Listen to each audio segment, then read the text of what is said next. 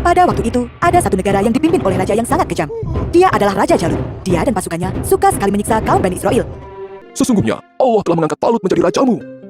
Setelah dinobatkan menjadi raja, Talut melakukan pembenahan terhadap tentara Bani Israel. Pertempuran demi pertempuran terus berlangsung. Namun, pasukan Raja Jalut tidak mudah untuk dikalahkan.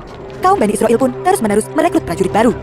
Pada suatu kesempatan, Nabi Daud meminta izin kepada ayahnya untuk diperbolehkan ikut berperang. Tidak, engkau masih kecil. Tunggulah sampai engkau dewasa. Suatu hari, Nabi Syami'un melihat Nabi Daud kecil yang sedang menggembala domba. Raja Talut pun langsung meminta Nabi Daud ikut bergabung ke dalam pasukan Bani Israel. Begitulah, senjata yang dibawa oleh Nabi Daud bukanlah pedang atau panah, tetapi sebuah ketapel. Sebelum berangkat ke medan perang, Raja berpesan, Nanti, di tengah jalan akan ada sebuah sungai. Jika kalian haus, ambillah segenggaman saja. Bagi siapa yang melanggar, dia bukanlah bagian dari pasukanku.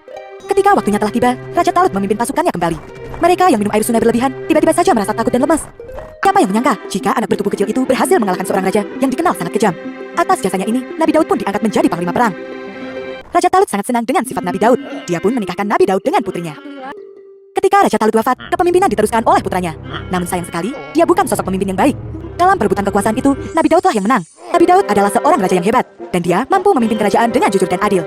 Allah memberikan banyak mukjizat kepada Nabi Daud. Salah satunya adalah kemampuan untuk membuat baju besi, perisai, dan peralatan perang yang kokoh. Ketika berusia 40 tahun, Allah mengangkat Nabi Daud alaihissalam menjadi nabi serta rasulnya. Kemudian, Allah menurunkan kitab Zabur sebagai pedoman hidup untuk kaum Bani Israel. Kitab mukjizat Nabi Daud yang lainnya adalah mampu berbicara dengan hewan dan memiliki suara yang begitu merdu.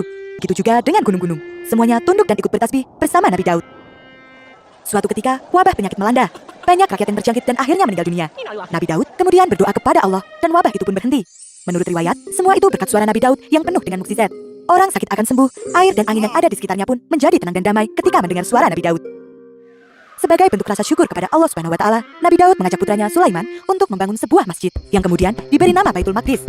Saat ini, Baitul Maqdis kita kenal sebagai Masjidil Aqsa dan letaknya berada di Yerusalem, Palestina. Nabi Daud wafat pada usia 100 tahun lebih 6 bulan. Nabi Daud adalah seorang nabi yang amalan sholat dan puasanya sangat disukai Allah. Nabi Muhammad pernah bersabda, Puasa yang lebih disukai oleh Allah ialah puasa Daud, dan sholat yang paling disukai Allah adalah sholat Daud. Beliau tidur seperdua malam, bangun sepertiganya, lalu tidur seperenamnya. Beliau berpuasa 1 hari, lalu berbuka 1 hari. hadis riwayat Bukhari dan Muslim.